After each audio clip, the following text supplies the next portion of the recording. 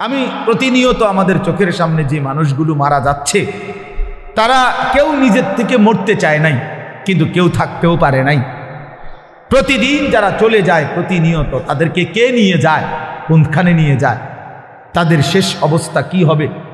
তাহলে যিনি নিয়ে যায় তিনিই বলছেন, আমি তোমাদেরকে আবার কবর থেকে উঠাবো, কবর থেকে উঠাবো, তোমাদেরকে জিজ্ঞেস করবো। ফাওয়ারাব্বিকা লানাসআলান্নাহুম আজমাইন।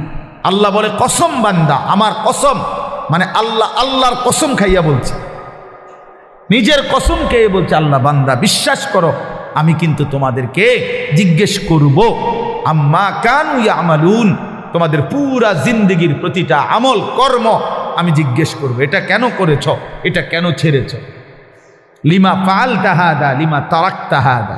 ফজরের নামাজ 1 বছর বান্দা 365 দিনে কোনো দিন ফজরের নামাজ পড়ো নাই, আমার বান্দা কেন ছেড়ে দিলা, কেন ছেড়ে দিলা, হ্যাঁ কেন ছেড়ে দিলা?